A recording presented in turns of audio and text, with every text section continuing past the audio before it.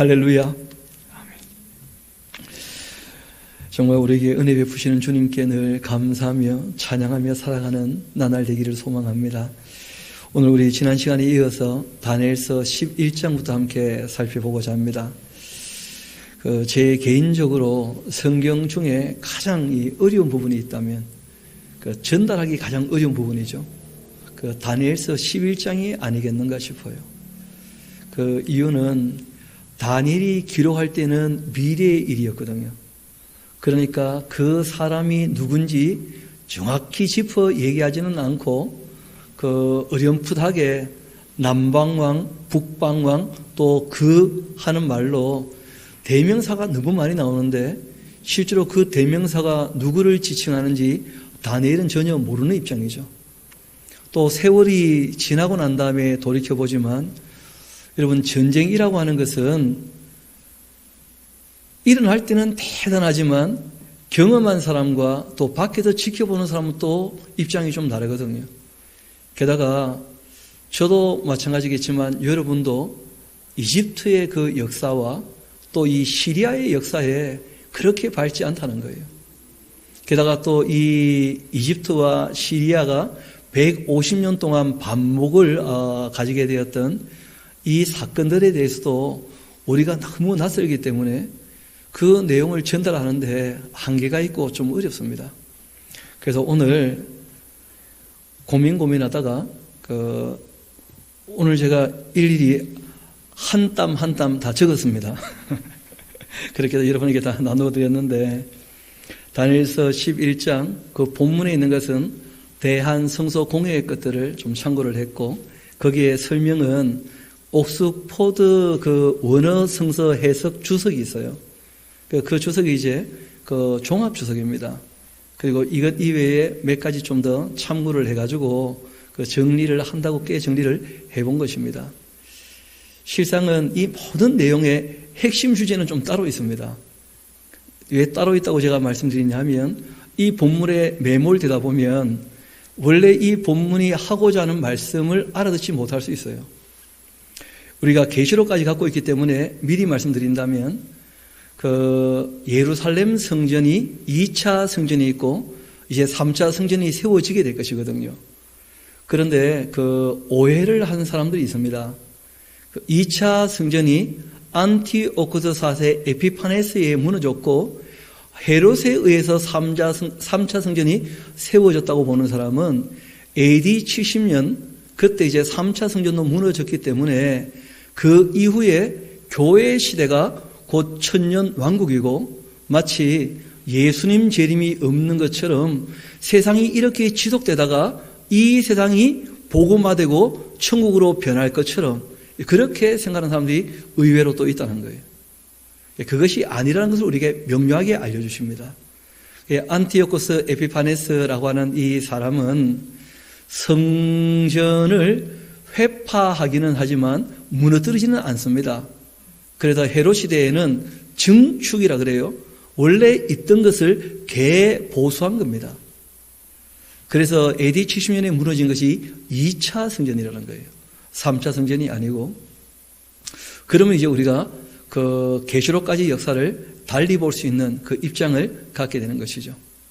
그리고 또 한 가지 이제 말씀하시는 중요한 주제가 있는데 그게 뭐냐면 안티오코스 에피파네스라는 이 사람은 적그리스도의 모형 같은 사람이거든요. 그러니까 이스라엘 백성들이 가장 힘들고 어려울 때 이 악한 사람에 반해서 하시딤 운동이라고 해서 거룩하고 경건하게 살고자 애쓰는 사람들이 일어나게 되었다는 거예요. 좀 쉽게 말하면 물이 미지근하면 어떻게 될지 잘 모르고 가만히 있다가 삶겨 죽는 수가 있는데 뜨거워지면 뜨거워 나오는 사람이 생겨나는 거예요. 그런 것처럼 세상 마지막이 되어졌을 때 평안하다 안전하다 하고 뜨뜻미지근해서 전부 신앙의 잠을 졸며 잘새 그렇게 이제 하고 있다가 적그리스도가 나타나게 되었을 때 뜨거 하면서 정신 차리고 회개하고 돌아오는 사람들이 있게 될 거라는 거예요. 마지막 때에. 마치 그때 그랬던 것처럼. 그걸 이제 우리에게 말씀하시는 것이 이 11장, 12장 그 내용이 아주 중요한 주제가 됩니다. 그래도 우리가 기록된 내용이 무슨 말인지는 좀 알아야 되지 않겠습니까? 그래서 그 11장, 장수가 조금 되죠. 그래서 오늘 다 할 수 있을지는 모르겠는데 한번 갈 수 있는 데까지 한번 가봅시다. 여러분, 내가 또 메대 사람 다리오 원년에 일어나 할 때 이 나는 그 10장에서 이어봐야 되겠죠. 우리 다시 한번 다니엘서 그 10장 같이 한번 가봅시다. 그 18절부터 보면 또 사람 모양 같은 것 하나, 그 가브리엘 천사였죠. 그렇죠? 이 가브리엘 천사가 20절, 그가 이르되 내가 어찌하여 내게 왔는지 너가 아느냐? 이제 내가 돌아가 바사 군주와 싸우려니와 내가 나간 후 헬라의 군주가 이제 또 이르게 될 거다. 오직 내가 먼저 진리의 글에 기록된 것으로 너에게 보여주겠다. 하나님이 이미 계획해 놓으신 것이 있기 때문에 그 사건에 대해서 좀 내가 미리 알려줄 것이 있다 하고 가브리엘이 다니엘에게 말한 겁니다. 그리고 나를 도와 그들을 대항할 자는 너희의 군주 미가엘 뿐이다. 그러니까 천사들 세계에도 그 악령과의 싸움에 있어서는 서로 돕는 일들이 있는 것이 확실하죠. 그러니까 가브리엘의 일을 누가 도왔다는 거예요? 미가엘이. 그랬던 것처럼 내가, 그러니까 이때 나는 누구겠습니까? 가브리엘이. 그런 말이죠. 이 가브리엘 천사가 또 메대 사람 다리오 원년에 일어나 그를 도와서 그를 강하게 하는 일이 있었다는 거예요. 이 가브리엘 천사가 이제 그 고레스 왕이 일어날 때 또 다리오 왕이 일어날 때 그 역할을 했다는 것이죠. 그리고 이제 내가 참된 것을 너에게 보여주겠다. 봐라, 바사에 또 3명의 왕이 더 일어나게 될 거다. 지금은 고레스 왕이 있지 않습니까? 고레스 왕 다음에 일어난 왕들이 있습니다. 캄비세스 2세, 그 다음에 스메리디스라는 사람이에요.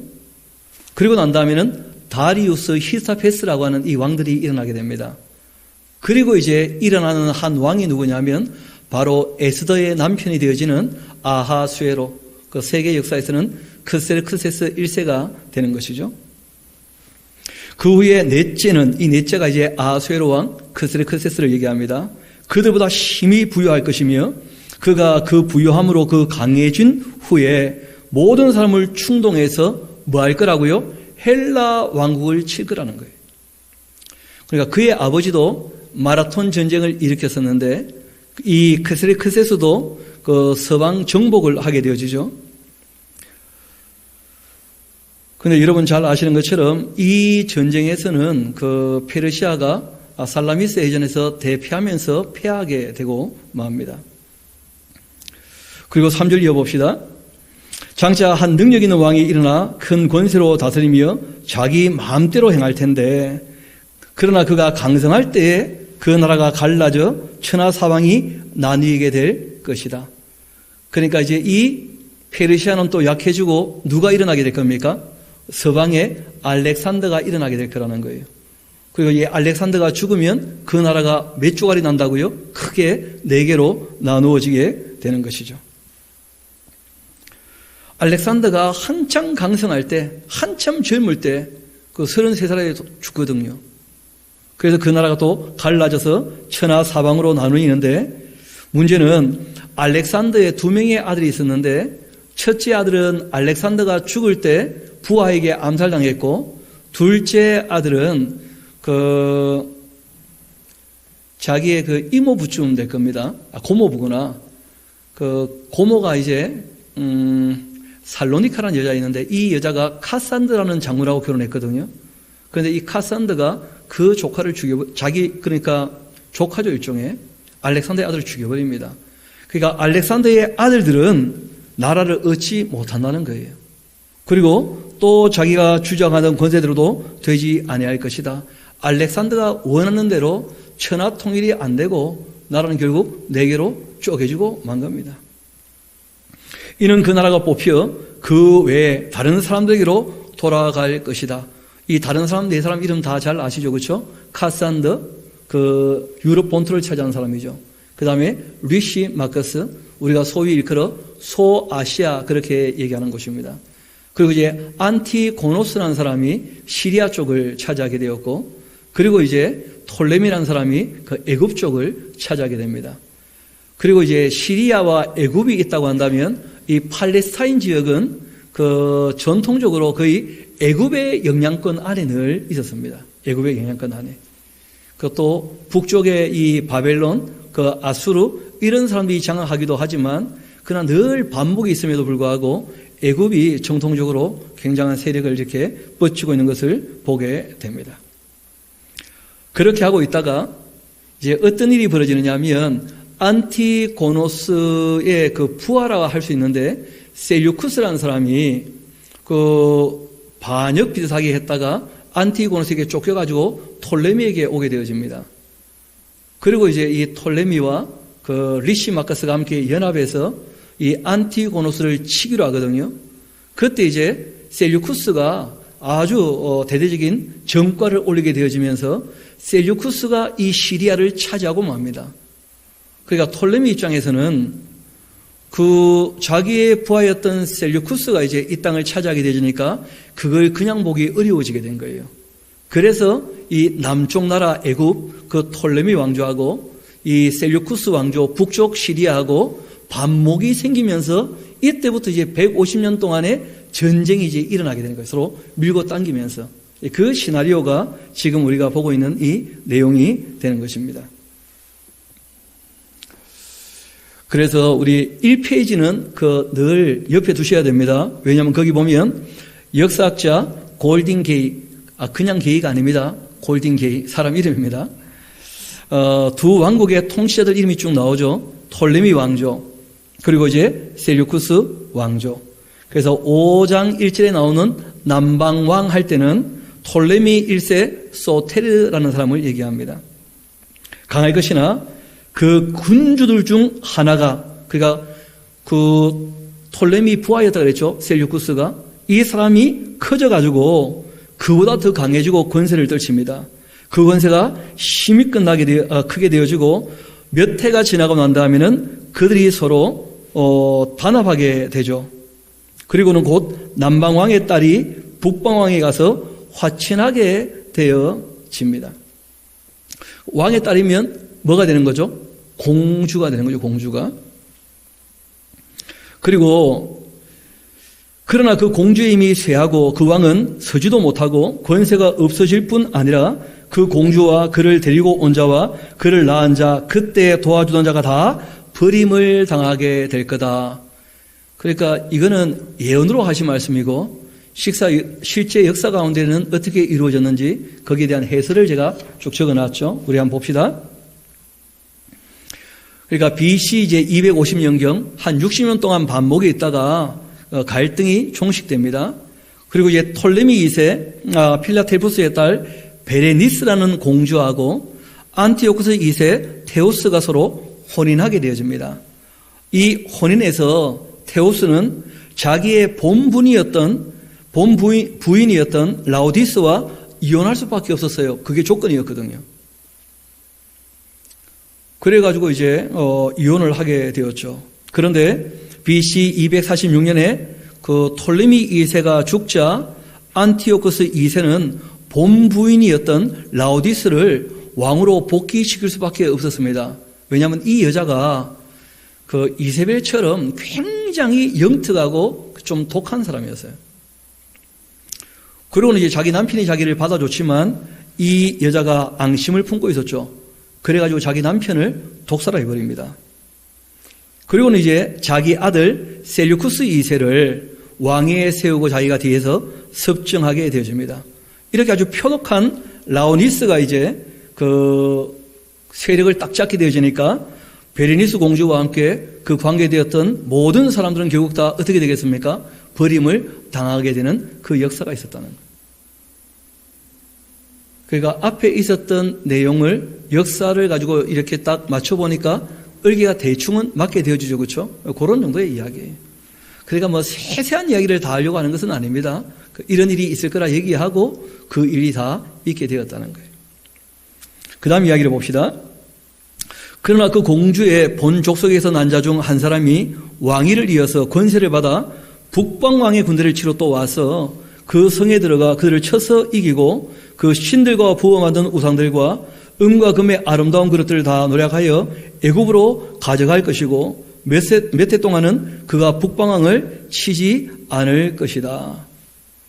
그도 그럴 수밖에 없는 것이 공주 베레니스가 참 비참한 일을 당하게 되어지니까 그때 이 톨레미 3세, 그러니까 베레니스의 오라버니가 되는 것이죠. 아버님은 돌아가셨으니까 그 톨레미 3세의 위에르게데스가 셀류쿠스 2세 칼리니쿠스를 상대로 5년 동안 전쟁을 하게 됩니다. 그리고는 이제 시리아의 수도 안디옥까지 점령하면서, 여러분 그 안디옥이 꽤 여러 군데 있습니다. 여러분 알렉산드리아라고 하는 이 도시가 여러 군데 있는 것처럼 안티오쿠스라는 이 인물도 큰 인물이었습니다. 그래서 수리아에도 뭐가 있습니까? 안디옥이 있고 시리아에도 안디옥이 있습니다. 시리아의 수도이기도 합니다. 그리고는 이제 톨레미 3세와 셀류쿠스 2세 사이에 한 240년쯤 되었을 때 5년 전쟁이 끝나고 상호 불가침 조약을 맺게 되었다는 거예요. 9절 봅시다.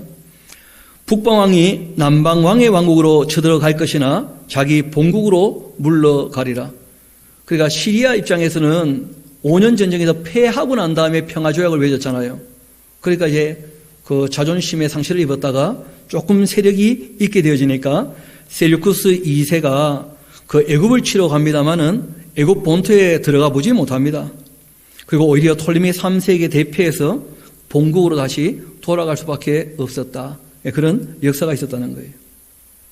다니엘서는 예언으로 기록되어 있고, 그러니까 북방왕, 남방왕 이름이 안 나오지 않습니까? 이걸 이제 우리가 역사 가운데 이 왕들이 있었던 이야기들을 이렇게 적어 놓은 것일 것이다 하고 이제 역사하고 대입해 보니까 그게 얼추얼개가 맞는 거예요. 그래서 이제 그렇게 맞추는 것입니다. 이어봅시다. 10절. 그러나 그 아들들이 전쟁 준비하고 힘이 많은 군대를 모아 물이 넘친같이 나올 거고 그가 또 와서 남방의 경관성까지 치게 될 것이다. 그러니까 셀류쿠스 2세의 그 아들들, 그 셀류쿠스 3세하고 안티오쿠스 3세인데 이 안티오쿠스 3세가 두 번에 걸쳐 애굽 정복에 나서게 되었고 남방왕의 경관성, 애굽에 있는 몇 성을 쳤던 그런 역사들이 다 있거든요. 그런 일이 있었다는 거예요. 그러자 또 한데 조 터진 남쪽 애굽이 열받죠. 그래서 또 11절 봅시다. 남방왕은 크게 노하여 나와서 북방왕과 또 싸울 건데 북방왕이 큰 무리를 일으킬 것이나 그 무리는 그 손에 넘겨진 바 될 것이다.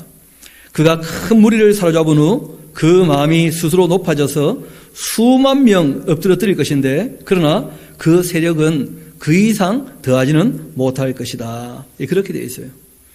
이때 이제 이 남방왕 북방왕은 또 누구냐 하는 것인데 그 바로 이어 나오는 얘기죠. 안티오쿠스 3세의 침공으로 많이 화가 났던 톨레미 4세가 BC 219년에 보병 7만, 기병 5천, 코끼리 73마리 이렇게 이제 몰고 시리아를 치러 북방으로 올라왔다는 겁니다. 거기에 이제 안티오쿠스 3세가 보병 6만 2천, 기병 6천, 코끼리 102마리로 방어했지만 톨레미 4세가 대승을 거두면서 말 그대로 수만 명이 죽게 된 것이죠. 이렇게 이제 전쟁은 끝나게 됩니다. 그리고 이제 이 전쟁에서 애국과 시리아 지역 그 사이에 뭐가 있습니까? 팔레스타인 그리고 이 이스라엘 그 예루살렘이 있거든요. 여기에 대해서 이제 유대 지역을 장악하고 그리고는 예루살렘 성전의 보물을 약탈하려고 합니다. 그런데 유대인의 아주 강력한 이 저항 때문에 그 뜻을 이루지 못하고 시리아에도 여전히 전쟁의 불씨를 남겨놓고 그리고 이제 톨레미 왕조는 다시 이집트로 돌아갈 수밖에 없었다는 것이죠. 그리고 13절 봅시다. 북방이 돌아가서 다시 군대를 전부 다 더 많이 준비했어요. 시리아가 한데 조 터졌으니까 이제 인도 쪽까지 이 안티오쿠스 3세가 그 전쟁을 일으켜가지고 큰 세력을 다시 규합을 합니다. 왜냐하면 이 남쪽을 치고 싶은 거예요. 그래가지고 이제 그 전부 이제 인도까지 진출해서 세력을 넓혀서 군대를 모아서 시리아의 국력을 아주 강화시키고는 그 군사력으로 다시 애굽을 침공합니다. 그런데 몇 해 후에 대군과 많은 물건을 거느리고 오게 되기는 합니다만은 그 뒤에 결과가 따로 나옵니다. 18절, 19절 보면 이 전쟁에서 안티오코스 3세가 또 대패를 해요. 그래서 큰 수치를 당하게 되는 것이죠. 여하튼 이 전쟁 중 이야기입니다. 14절, 그때 여러 사람이 일어나 남방을 칩니다. 왜냐하면 시리아가 지금 인도까지 많은 나라를 쳤다 그랬지 않습니까? 그러니까 그 나라들이 다 연합군이 된 거예요. 쉽게 말하면. 그게 이제 남왕국을 치러 온 거예요. 그리고 너의 백성 중에도, 너의 백성 하면 누구를 얘기합니까? 다니엘의 백성. 그러니까 이렇게 시리아가 연합군을 결성해가지고 애굽을 치러 갈 때 그 이세에 있는 사람들도 함께 하기로 하는 포악한 사람들이 있었어요. 이 사람들과 함께 이제 환상을 이루려, 그러니까 이 포악한 사람들은 이스라엘 회복이 이때가 아니겠는가. 나름대로 또 그런 황당한 꿈을 그때 하나님의 이 회복의 말씀이 이루어지지 않겠는가. 그렇게 생각하고 또 올라간 것입니다. 그런데 그들이 도리어 걸려 넘어질 거라는 거예요. 왜냐하면 연합군들이 자중질환이 일어나게 되어집니다. 그래서 거기에 가담했던 유대인들은 다 죽고 맙니다. 왜냐하면 애굽에서 이 스고파스 장군이 그 전쟁에서 승리하면서 올라와서 이스라엘 사람들 중에 이 시리아에 가담했던 포악한 사람을 다 죽여버리거든요. 그래서 다 걸려 넘어졌죠. 15절 봅시다. 이에 북방왕이 또 와서 토성을 쌓고 견고한 성읍을 또 점령합니다. 그리고 남방군대는 그를 당할 수 없게 되고 또 그가 택한 군대라도 그를 당할 힘이 없을 것이므로 오직 와서 치는 자가 자기 마음대로 행할 텐데 그를 당할 자가 없겠고 또 그는 영화로운 땅, 어디입니까? 그 이스라엘, 거기에 서고 그 손에는 멸망이 있을 것이다. 여러분 참 이 이스라엘 나라가 불쌍한 것이 이집트가 강성할 때는 이집트 편에 붙을 수밖에 없잖아요. 그런데 이제 시리아가 강해지면요, 이집트 편에 붙었던 사람들 또 다 죽는 거라. 그럼 또 시리아가 강하니까 시리아 편에 붙는 사람이 있을 거 아닙니까? 그럼 또 이집트가 강성해지면 시리아 편에 붙었던 사람들 또 다 죽는 거라. 실제로는 이 두 나라 사이에 이스라엘 나라가 맷돌질을 당하고 있는 거예요. 그렇게 찌밟히기 때문에 실제로는 메시아에 대한 대망하는 마음이 생기는 것입니다. 그래서 이런 역사가 다 지나고 이제 세례 요한이 회개하라 할 때 수많은 사람이 그 세례 요한의 말을 듣고 하나님께서 선자를 보내지 않으셨는가 하고 나오게 되었던 거예요. 그러니까 어떻게 보면 이 모든 과정은 세례 요한이 길을 닦고 예수님이 일을 할 수 있는 그 준비가 되는 과정이기도 한 것입니다. 그러면 실제로 다니엘이 지금 알고 싶은 것은 남방왕과 북방왕 이야기입니까? 이스라엘 이야기입니까? 그 이스라엘 그 예루살렘의 운명에 대하여 궁금해하고 있는 것이거든요. 그러니까 우리가 이 내용을 읽을 때에도 150년 전쟁의 시나리오지만 그 핵심되는 내용은 예루살렘과 이스라엘을 중심으로 봐야 하지만 오해 없이 볼 수 있다는 거예요. 좀 더 봅시다. 그 15절, 16절 그 설명이 밑에 잠깐 나오죠. 이 소식을 들었던 안티오코스 3세는 톨레미 왕조의 스고파스 장군을 파니움, 그 가이사랴 빌립보라고 하는 곳이죠. 거기에서 대파하고 남으로 도망갔던 이 스토파스 장군은 시돈으로 퇴각을 합니다.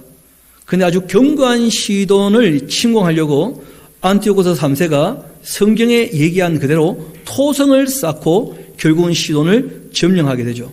그때가 BC 198년도의 일이었습니다. 그리고는 결국 애굽의 영향력 아래에 있던 팔레스타인 전역을 안티오코스 3세가 장악하면서 시리아의 영향력 안에 두게 됩니다. 그리고는 그때부터 안티오코스 3세는 마음대로 이 이스라엘에 행할 수가 있게 되었죠. 그러니까 또 안티오코스 3세가 어떻게 했겠습니까? 친애굽 성향을 갖고 있는 사람들도 그때 다 죽여버린 거예요. 끔찍한 일이 있게 된 것이죠. 그 다음 17절 이어봅시다. 그가 결심을 하고 전국의 힘을 다하여 이르렀다가 그와 또 화친할 것이고, 그러니까 하니까 그가 누군지 잘 모르겠죠. 그렇죠? 그 뒤에 조금 이따 나올 테니까. 왜냐하면 아주 특별한 사건이 있거든요. 또 여자의 딸을 그에게 주어 그 나라를 망하게 하려고 할 것이지만 이루지는 못할 것이고 그에게는 무익하게 되고 말 것이다. 그러니까 안티오코스 3세가 이제 다시 톨레미 왕조하고 화친 조약을 맺으려고 자기의 딸을, 아주 젊은 왕이었습니다. 톨레미 5세가 그때 15살 채 안 됐다 그러거든요. 거기에 이제 주면서 이 여자가 마치 옛날 아달랴처럼 그렇게 완전히 장악하고 이 이집트를 자기에게 바쳐줄 것을 기대하면서 작전을 세웠던 거예요. 여러분, 그런데 여자의 마음은 몰라요. 이 여자가 딱 시집을 가는 순간 아빠 편이 아니고 남편 편이 된 거예요. 그래가지고 이 안티오코스 3세의 계획이 이루어지지 않습니다. 그러니까 그 딸 주어가지고 이집트를 망하게 하려고 했지만 그걸 이루지 못하게 되었다는 거예요. 왜냐하면 그 딸이 누구 편에 섰다는 거예요? 톨레미 5세 편에 섰다는 거예요. 그리고 이 여자가 누구냐면 클레오파트라예요. 여러분, 실제로 이집트의 초대 여왕이기도 합니다. 그리고 이집트의 마지막 여왕 이름도 뭡니까? 클레오파트라예요. 그러니까 이집트 마지막 여왕, 줄리어스 시저와 관계에 있었던 그 코가 1인치만 높아서 어쩌저쩌고 하는 그 클레오파트라는 이집트의 마지막 여왕이거든요. 그러니까 그 이름의 유래가 여기서 온 거예요. 초대 여왕 이름도 클레오파트라였어요.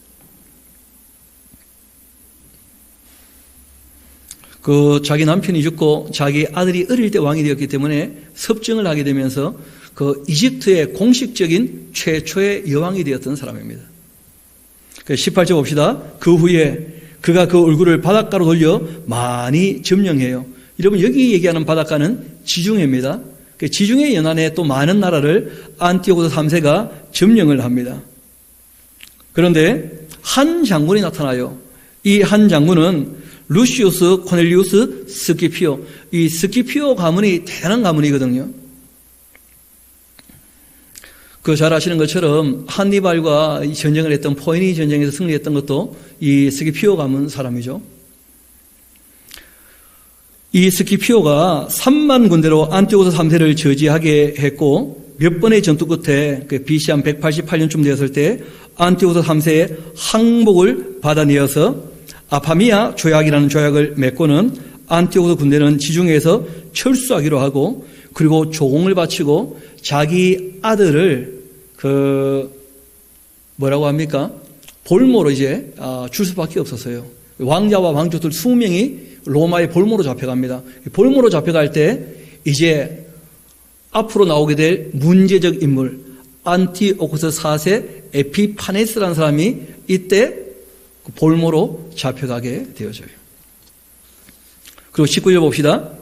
그가 드디어 그 얼굴을 돌려 자기 땅 산성들을 향할 것이나 거쳐 넘어지고 다시는 보이지 않게 될 것이다. 말씀드렸죠.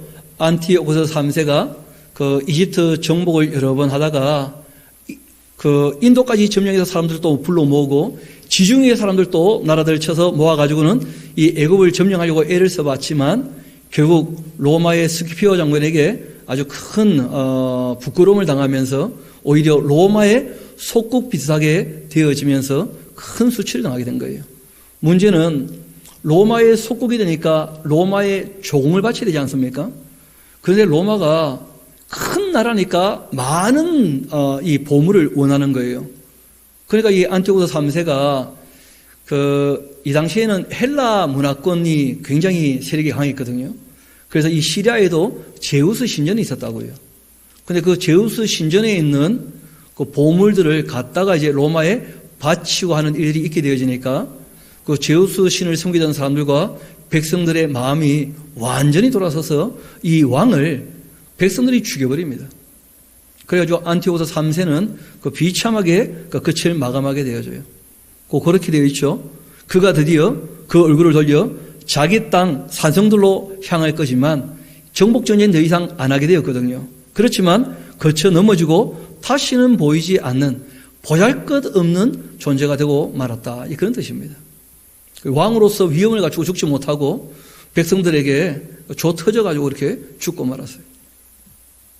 문제는 그 왕위를 이을 자가 압제자를 그 나라의 아름다운 곳으로 두루 다니게 할 건데 그는 분노함으로 싸움이 없이 몇 날 못되어 망할 것이다. 이렇게 되어 있는데 이거는 이제 다니엘은 예언이니까 무슨 말인지 모르고 적었던 것이고 역사 가운데에는 이렇게 되어 있습니다.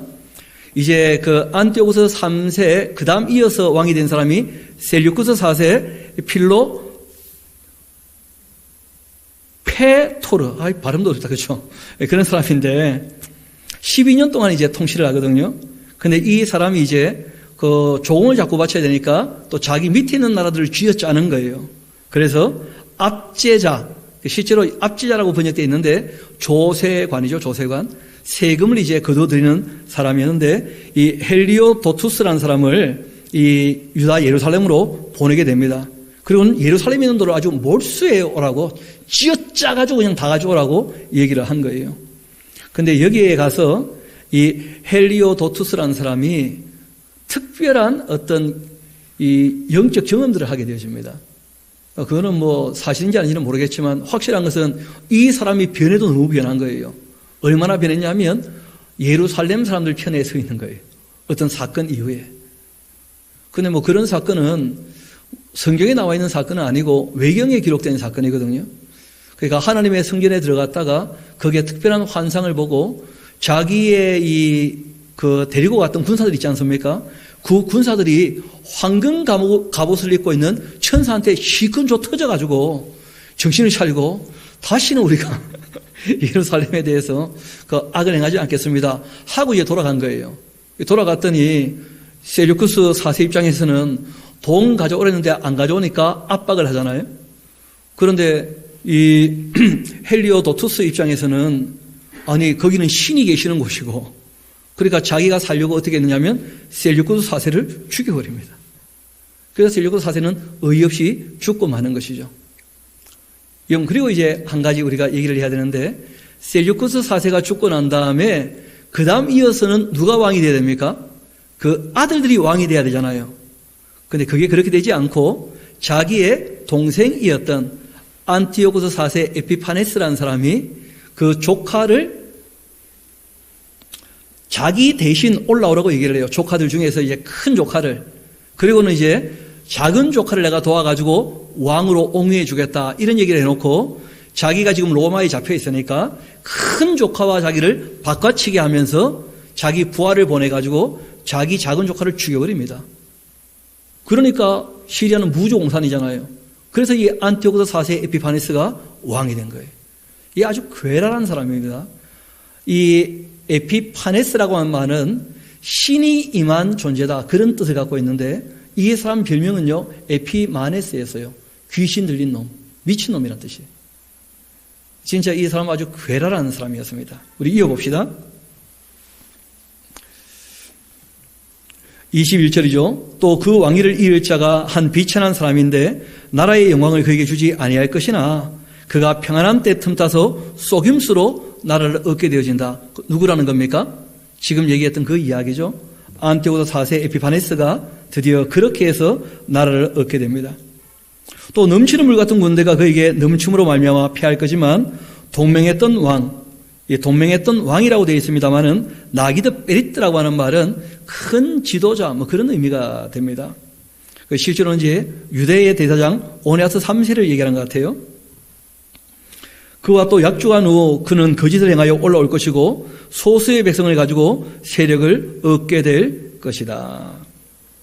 그 네 번째 줄 같이 가봅시다. 그러나 안티오쿠스 4세가 대승 거두고 그리고는 필로메토르는 포로로 끌려갑니다. 남방왕이. 그리고 함께했던 오니아스도 안티오쿠스 4세에게 패배하게 되어지죠. 그리고 안티오쿠스 4세는 그 이스라엘 땅에는 예루살렘에 오니아스 대신 이 야손에게 대제사장의 권한을 주기로 그렇게 약속을 합니다. 그런데 그 약속을 어기고 자기의 우호적이었던 메넬라우스에게 예루살렘 통치권을 줍니다. 그리고는 또 자기 편에 섰던 몇몇 사람들, 소수의 그 백성들, 헬라 정치에 지지를 하는 이스라엘 사람들에게 이스라엘의 이 일을 맡기면서 이스라엘 사람들의 마음을 자기가 얻게 되는 그런 일이 있었다는 거예요. 또 그가 평안한 때 그 지방의 가장 기름진 곳에 들어가서 그 조상들과 조상들의 조상이 행하지 못하던 것을 행할 거고, 그는 노력하고 탈취한 재물을 물에게 흩어주며 계략 세워서 얼마 동안 산성들을 칠 건데 때가 이르기까지. 여러분, 이 악한 안티오쿠스 4세 에피파네스인데 이 사람이 애굽의 점령에 성공을 했어요. 그래가지고 자기 조상들이 이루지 못했던 그 꿈들을 이루면서 약탈물을 많이 얻어내게 됩니다. 근데 이 사람은 항상 어떻게 하느냐면 그 약탈물을 가지고 자기와 함께 했던 군인들에게 나눠주는 거예요. 여러분, 원래 위대한 정복자들은 자기들이 쳐서 승리한 나라 사람들을 군인들이 약탈하지 못하게 말립니다. 너희들이 받는 요를 족한 줄로 알라 하면서. 근데 이 사람은 자기들과 함께 있는 군인들에게 인기를 얻으려고 빼앗는 대로 군인들에게 다 나누어주니까 아주 흉폭한 군대가 된 거예요. 그런 일이 이제 있게 된 것이죠. 25절 봅시다. 그가 그 힘을 떨치고 용기를 다하여 큰 군대를 거느리고 남방왕을 치는데 남방왕도 힘이 크고 강한 군대를 거느리고 맞서 싸우는데 능히 당하지를 못합니다. 북방왕을. 이는 그들이 계략을 세워 그를 쳤고 그 음식을 먹는 자들도 그를 멸할 텐데 그 군대가 흩어질 거고 많은 사람이 엎드려 죽을 것이다. 안티오쿠스 4세가 1차 침공에 성공했고 2차 침공에도 성공을 하면서 화친조약을 맺게 되는 것입니다. 그리고 이 화친조약을 맺게 될 때 톨레미 6세의 측근들이 톨레미를 반역해서 그런 일들이 있게 되었던 겁니다. 또 이 두 왕이 마음을 서로 해하고자 하지만 한 밥상에 앉았을 때 거짓말을 할 거고 일이 형통치 못할 것이다. 이는 아직 때가 이르지 아니했기 때문이고 그 일이 이루어지지 아니할 것임이니라. 그러니까 톨레미 6세하고 톨레미 7세하고 이 두 왕이 서로 해하고자 하는 마음이 있는 거예요. 왜냐하면 서로 이집트의 왕이 되고 싶으니까. 그렇지만 이 안티오쿠스 4세 때문에 한 밥상에 앉을 수밖에 없는 그런 입장이었습니다. 그러나 이 둘 다 결국 세력을 얻지 못합니다. 그리고 아직 때가 이르지 않았기 때문에 그 특별한 사건들이 아직 일어나지 않죠. 그 특별한 사건이 뭐냐면 안티오쿠스 4세가 패배하고 돌아가면서 예루살렘을 이제 짓밟게 되거든요. 그러면서 진짜 사건이 터지는 거예요. 정말 중요한 사건이 마카비 혁명이라고 하는 그런 사건이 이제 터지게 되는 것입니다. 우리 28절을 봅시다. 북방왕 그 안티오쿠스 4세죠. 많은 재물을 가지고 본국으로 돌아가고 그 마음으로 거룩한 언약을 거스르면서 자기 마음대로 행하고서 본토로 돌아가요. 그러니까 2차 침공을 하고 화친조약을 맺고 두 왕을 조정해가지고 어떻게 좀 해보려고 했지만 자기가 바라는 대로는 되지 않고 이번에는 그냥 돌아가게 되어지니까 거기에 대한 분풀이를 그 이스라엘 예루살렘에다가 했다는 것입니다. 거룩한 언약을 거스르며 그렇게 되어 있죠. 자기 마음대로 어디서 행했느냐? 그 이스라엘의 분풀이에 있다 그런 뜻입니다. 그리고는 이제 본토로 돌아갔어요. 그리고는 작정된 기한이 또 되어서 남방에 또 이르게 됩니다. 3차 침공입니다. 안티오쿠스 4세가 이 애굽을 3차 침공할 때 이제 특별한 사건이 벌어져요. 이번에는 전처럼 이기지도 못하고 화친조약을 맺지도 못합니다. 이 기띔이라는 곳이 키프로스거든요. 여러분 그 키프로스에서 조금만 더 내려가면 애굽이고 바로 옆이 팔레스타인이죠. 거기에 로마의 해군들이 주둔해 있었습니다. 그런데 이 안티오쿠스 4세가 애굽에 도착하게 되어지자 기뜸에 있던 로마의 해군이 그 안티오쿠스 4세를 막아선 거예요. 이집트로 와가지고는. 그리고는 동그라미 하나를 딱 그립니다. 그리고는 동그라미 안에 들어가라는 거예요. 안티오쿠스 4세한테. 그리고 한마디 합니다. 너 여기서 나오기 전에 결정해라. 너가 애굽을 친다면 우리와 싸울 것이고 너 돌아간다면 그냥 조용히 봐주고 조공이나 바쳐라. 이렇게 한 거예요. 그런데 안티고스 4세가 그 로마의 그 위력을 보니까 게임이 안 될 게 너무 뻔한 거라. 그래가지고 그 다친 자존심을 가지고 돌아가게 되어집니다. 그때 이제 이 로마의 그 장군 이름이 포필리우스 라에나스라는 장군이었죠. 그래가지고 그 화가 나고 분이 일어난 걸 풀 데가 없으니까 만만한 게 항상 어디입니까? 이스라엘이에요. 그래서 그 이스라엘 예루살렘에 가서 또 분풀이를 하는 것이죠. 맺은 거룩한 언약에 분노하였고, 그러니까 하나님 말씀을 따라 사는 사람들을 못 봐주는 거예요, 이 사람은. 그리고 자기 땅에 돌아가서는 맺은 거룩한 언약을 배반한 자들을 살필 거라는 거예요. 이 사람은 시리아에 가서도 항상 하나님을 버성기는 사람들을 좋아하면서 그들에게 신중하게 대해줬다. 그런 뜻이거든요. 진짜 적그리스도예요. 하나님의 거룩한 언약을 항상 싫어하는 사람. 이 안티고스 4세 에피파네스라는 사람이죠. 그 적그리스도의 예표적 인물입니다. 31절 봅시다.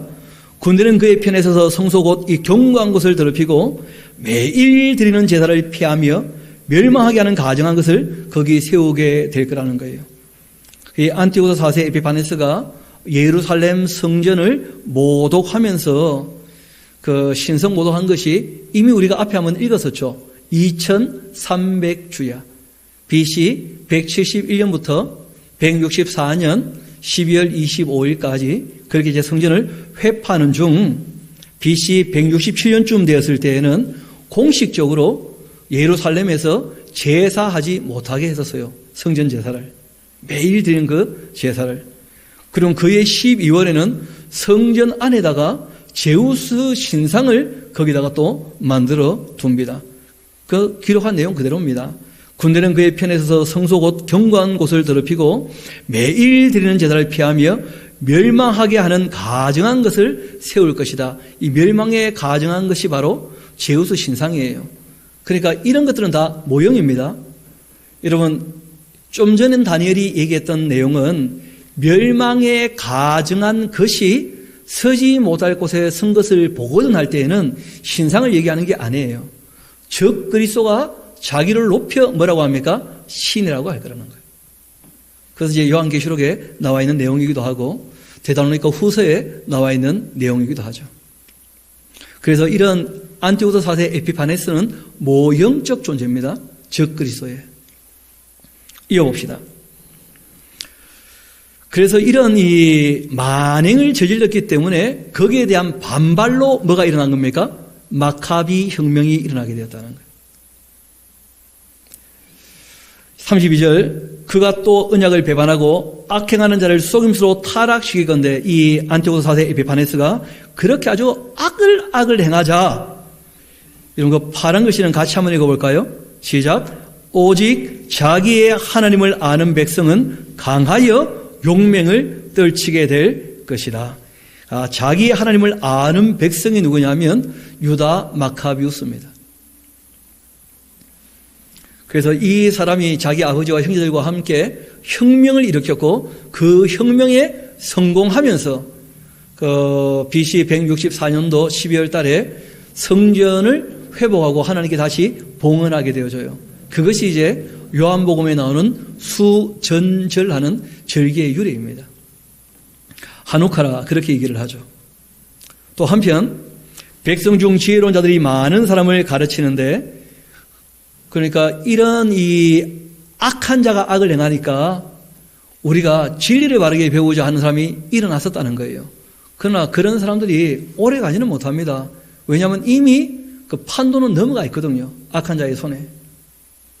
그들이 칼날과 불꽃과 사로잡힘과 약탈을 당하면서 여러 날 동안 그 진리를 가르치는 사람들도 다 몰락하게 될 것이다. 그런 얘기를 해요. 여러분 요한계시록에도 그 비슷한 내용들이 나오죠. 그렇죠? 결국은 적 그리스도가 누구를 이깁니까? 성도를 이긴다. 이런 표현들이 있어요. 또 그들이 몰락을 할 때에 도움을 조금 얻게 되겠지만은 그러나 많은 사람들이 속임수로 그들과 결합할 것이다. 이게 이제 다 마카비 혁명과 연결되는 얘기인데 여러분 안티오쿠스 4세 에피파네스가 이제 성전을 아주 훼손하고 그리고 신상을 세우고 할 때 마카비는 혁명에 성공한 사람이지만 실제로 이 악에 대항한 사람들은 있었겠습니까? 없었겠습니까? 있었다는 거예요. 그들이 이제 마카비의 세력을 등에 업고 함께 했다는 겁니다.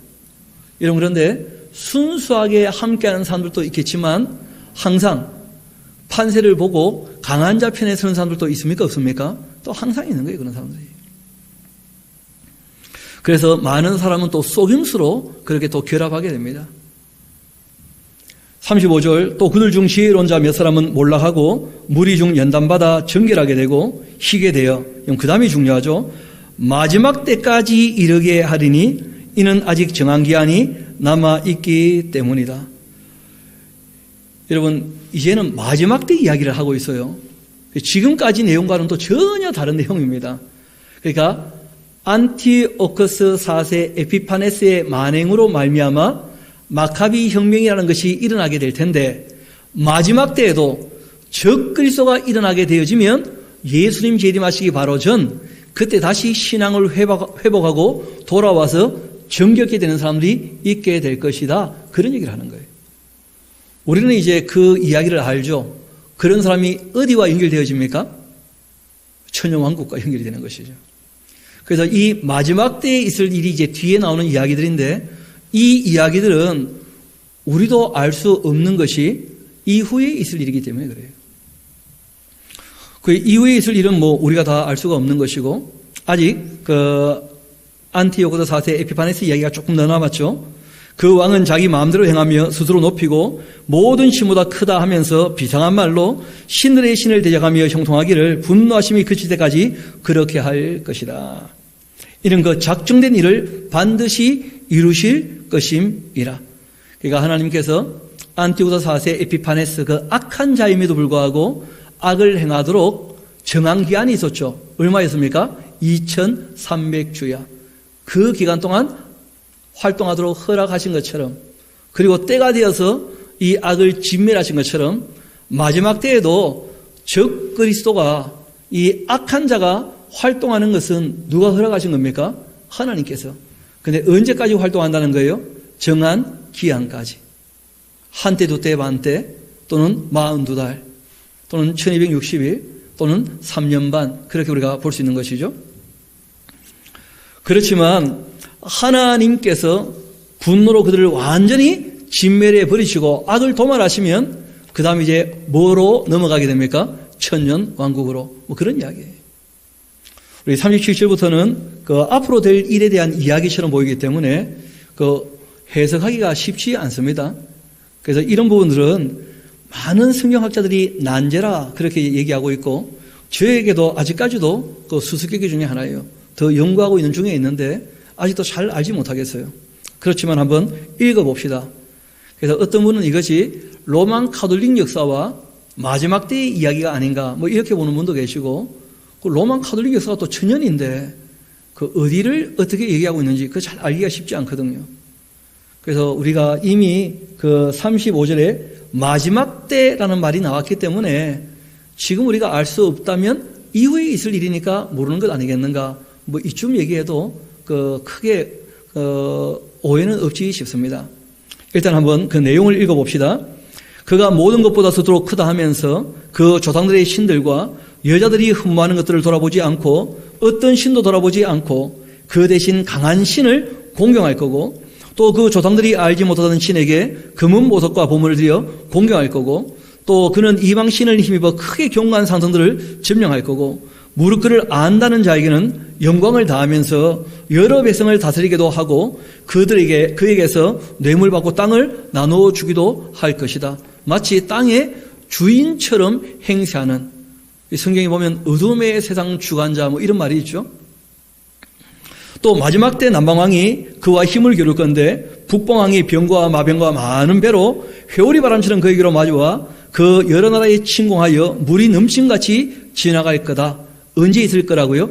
마지막 때 이야기예요.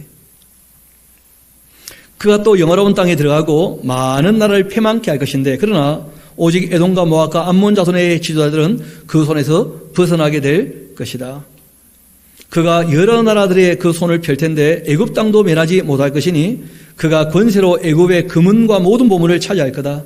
리비아 사람, 구두 사람 다 그 시종이 될 것이다. 그 아프리카도 다 장악하는 거예요. 그러나 동북에서부터 소문이 이르러 그를 번민하게 하므로 그가 분노하여 나가 많은 무리를 다 죽이며 멸망시키고자 할 건데 그가 장막 궁전을 바다와 영화롭게 거룩한 산 사이에 세울 것이지만 그러나 그 종말이 이르게 될 거다. 그럼 한마디로 말하면 악이 아무리 왕성하다 할지라도 때가 되면 반드시 악은 어떻게 됩니까? 멸망하고 말 것이다. 그것이 마지막 때의 이야기인데 그 어떤 스케줄이 있는데 그 내용은 우리도 지금 모르는 거죠. 뭐 마지막 때 이야기니까. 그리고 우리가 12장까지 이어보면 이 내용들을 우리가 몰라도 괜찮다는 그 말이 무슨 말인지 이해가 되어집니다. 우리 한번 12장 위에 이어가시 보도록 합시다. 다니엘서 12장입니다. 이런 얘기를 할 때 그때 너희 민족을 호위하는 큰 군주 미가엘이 일어날 거고 또 환란이 있을 텐데 이는 개국 이래로 그때까지 없던 환란일 거고 그때 내 백성 중 책에 기록된 모든 자가 구원을 받게 될 것이다. 다니엘아. 그러니까 결국 무슨 말이냐 하면 이 이스라엘 나라는 바벨론 무너져도 페르시아 무너져도 헬라가 무너져도 일어나지 못할 것이고 로마가 일어날 때는 전혀 다른 일이 벌어질 거라는 거예요. 그게 교회에 대한 이야기죠. 그렇죠? 그리고 이스라엘은 언제 회복될 거냐 하면 마치 안티오코스 에피파네스가 성전을 아주 회파하게 될 때 그때 반작용으로 경건한 사람들이 일어나서 하나님을 바르게 섬기려고 했던 것처럼 적그리스도가 일어나게 될 때 마지막 성전, 세 번째 성전이 그 무너지게 될 때쯤 그때가 예수님 재림하시기 바로 전이지 않겠습니까? 그때 이스라엘에 회개하는 사람도 있고 돌이키는 사람도 있어서 예수님 재림하시고 난 다음에 이스라엘을 중심으로 한 이 땅이 회복되는 그 사건이 천년왕국으로 이어질 거라는 거예요. 우리는 계시록까지 갖고 있으니까 그런 정도까지는 볼 수가 있는 것이죠. 그래서 얘기를 한 것입니다. 2절 이어봅시다. 그때 또 땅의 티끌 가운데 자는 자 중 많은 사람은 깨어 영생을 예수님 재림하실 때 있는 사건 우리가 알지 않습니까? 낙원에 있는 사람들은 부활에 참여할 것이고 맞습니까? 그리고 이전에 인침받은 사람들은 휴거가 될 것이고 그리고 끝까지 인침은 받지 못했지만 666표를 받지 않는 사람은 이제 그 모든 그 환란을 다 견디고 악이 도말되고 난 다음 천년왕국으로 들어가게 될 것이고 뭐 그렇게 되는 것이죠. 많은 사람이 깨어나 영생을 받는 자도 있겠고 수치를 당하여 영원히 부끄러움을 당할 자도 있게 될 거다. 지혜가 있는 자 궁창의 빛같이 빛날 거고 많은 사람을 옳은 대로 돌아오게 하라. 진리 앞으로 선함으로 의로움으로 아름다움으로 옳은 대로 돌아오게 하라. 그런 사람은 별같이 영원토록 빛날 것이다. 다니엘아 마지막 때까지 이 말은 간수하고 이 글을 이런 뭐라고 되어 있습니까? 그러니까 봉하메도라는 거예요. 마지막 때의 일은 뭐 얘기하다 보니까 얘기가 나왔지만 지금 너와는 어떻다는 거예요? 아무 상관없는 얘기다 그런 거예요. 그러니까 마지막 때 다음 이야기는 적어놓으세요. 천사의 too much information, TMI예요, TMI. 천사도 말을 좀 너무 많이 하신 거죠. 다니엘아 마지막 때까지 이 말을 간수해 두고 간수는 해둬야 됩니다. 앞으로 이루어질 거니까. 그리고 이 글은 봉하메도라 많은 사람이 빨리 왕래하고 지식이 더하게 될 텐데 그러니까 계시록이 되어서 열리게 되면 알게 되는 얘기들이 있게 될 거라는 거예요. 나 다니엘이 보니까 다른 두 사람이 있는데 천사들이었어요. 하나는 간 이쪽 언덕에 있고 하나는 간 저쪽 언덕에 서 있는데 그중 하나가 세마포 옷을 입은 자 곧 이 강물 위쪽에 있는 자에게 말합니다. 이 놀라운 일의 끝이 어느 때까지냐 하고 물어본 거예요. 번역이 좀 이상하죠. 끝이 어느 때겠습니까? 끝은 끝이지. 어느 때 끝나겠느냐? 뭐 이렇게 번역해야 말이 좀 되겠죠. 내가 들으니까 그 세마포 옷 입고 강물 위쪽에 있는 자가 자기 좌우 손들어 하늘을 향하여 영원히 살아계시는 이를 가르쳐 맹세하여 이르되 반드시 한때 두때 반때를 지나 성도들의 권세가 어떻게 해요? 다 깨어지기까지. 그러니까 요한계시록을 보면 이 내용이 이해가 된다는 거예요. 왜냐하면 마지막 적그리스도가 활동할 때에는 누가 이긴다고요? 적그리스도가 성도를 이겨서 성도들이 다 순교당하고 그렇게 되거든요. 그렇게 되고 난 다음에 이 모든 일이 다 어떻게 될 거라고요? 끝나게 될 것이다. 이런 얘기를 했어요. 그런데 문제는 다니엘이요, 듣고서도 어땠다고요? 깨닫지 못했다는 거예요. 그럼 그거 적어 놓으십시오. 다니엘은 계시록을 몰랐다. 그거 적어 놓으십시오. 그리고 다니엘에게는 이게 역사도 다니엘에게는 미래의 일이었어요. 우리에게는 역사지만. 그러니까 우리는 역사는 확인할 수 있고 계시록의 내용을 가지고 비추어 볼 수 있는 것까지는 우리가 알 수 있는 거예요. 그 이상은 우리도 알 수 없습니다. 하나님이 알게 하지 않으신 것은 아무도 알 수 없는 거예요. 그 다음이 중요하죠. 그 다니엘이라는 분이 나이가 지금 100세가 다 되셨거든요. 다니엘이 말합니다. 내 주여, 이 모든 일의 결국이 그래 어떻게 된다는 겁니까? 하고 물어봤어요. 천사가 말하죠. 다니엘아, 갈지어다. 이 말은 마지막 때까지 간수하고 봉함할 것임이니라. 무슨 말입니까? 다니엘아, 뭐 더 알려고 애쓰지 마라. 너 알 거 다 알았지 않느냐? 됐다. 그런 거예요. 여러분, 어떤 분이 요즘 세상 돌아가는 거 보면서 코로나 때문에 사람들 죽어가는 거 보면서 말세가 오지 않았나 염려가 되어가지고 잠이 안 온다는 거예요. 그래서 노 목사님이 대답을 했어요. 내일 걱정은 내일 할 것이요. 한 날에 괴로우면 그날 족하지 않겠는가. 그러니까 종말의 징조도 일어나지 않았는데 종말이 되지 않았겠는가 싶어가지고 염려하는 사람들이 의외로 있다는 거예요. 그럴 필요 전혀 없습니다. 다니엘에게도 똑같은 말씀하셔요. 너와 상관없는 일 때문에 너무 근심하지 말라는 거예요. 너 할 일 너가 다 하지 않았느냐. 여러분, 실상 모세 같은 분도 120년 일하고 가나안 땅 들어가고 싶어 하지 않습니까? 근데 하나님께서 뭐라고 하십니까? 가나안 땅은 여호수아하고 함께 들어가면 되고 너는 가나안 땅 들어가지 말라는 거예요. 너 할 사명을 어떻게 했으니까요? 다 했으니까. 그러니까 우리가 우리에게 주어진 일에 최선을 다하는 것과 함께 미리 될 일을 말씀하신 이유는 속지 말라고 말씀하신 거예요. 속지 말라고. 걱정하라고 먼저 말씀하신 게 아닙니다. 뭐 하지 말라고요? 속지 말라고. 미혹하는 자들이 있으니까. 장래 일을 가지고 속이는 사람들이 너무 많기 때문에 속지 말라고 성경에서 하나님이 그래도 기본적으로 하시는 인류 역사의 마지막까지의 스케줄을 우리에게 어느 정도 알려주신 것이고 속지 말라고. 그리고 그 이외의 딴 말에 넘어가지 말라는 거예요. 그래서 다니엘에게 부탁하십니다. 마지막 때까지 간수해두고 봉함해 두어라. 그러니까 이런 것들은 또 마지막 때가 되면 좀 더 명료하게 알 수 있는 부분이 있게 되겠죠. 많은 사람이 연단받아 스스로 정결하게 하며 희게 할 때가 온다. 그러나 악한 사람은 아무리 말을 해도 여전히 악을 행할 거야. 그러니까 하나님께서 이런 말씀을 굳이 하시는 이유는 뭐냐면 선에 속한 사람이 악한 곳에 있다 보면 악에 물들 수 있잖아요. 맞습니까?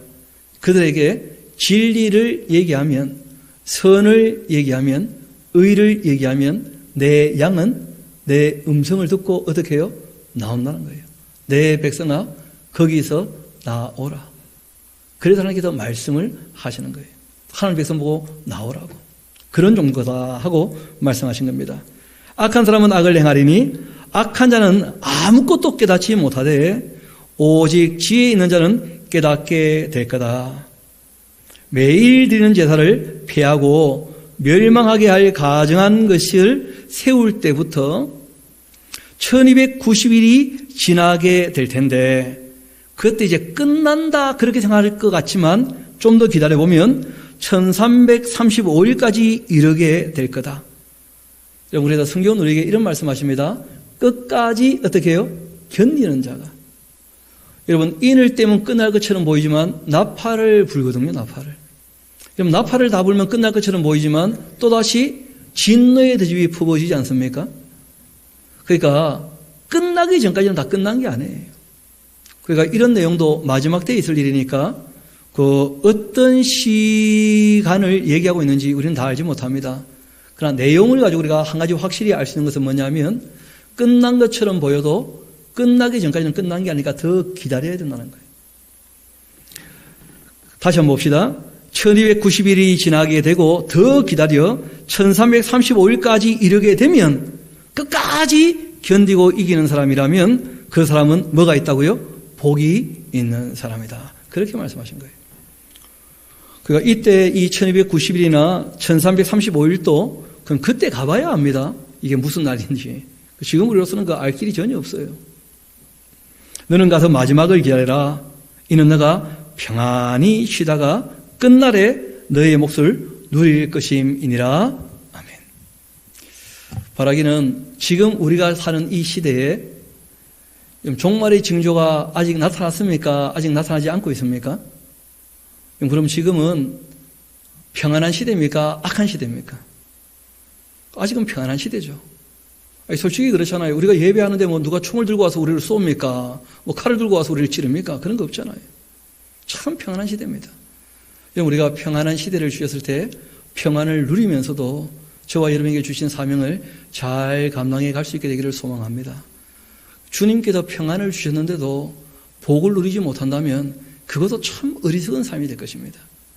그래서 우리가 멀리서 행복을 찾지 말고 주님께서 우리에게 주신 우리 가까이 있는 사람들부터 우리가 아끼고 사랑하면서 주님께서 주신 이 평안을 우리가 아끼면서 우리가 행복을 만들어가며 주님 앞에서 빛과 소금으로 살아가는데 부족함이 없게 되기를 소망합니다.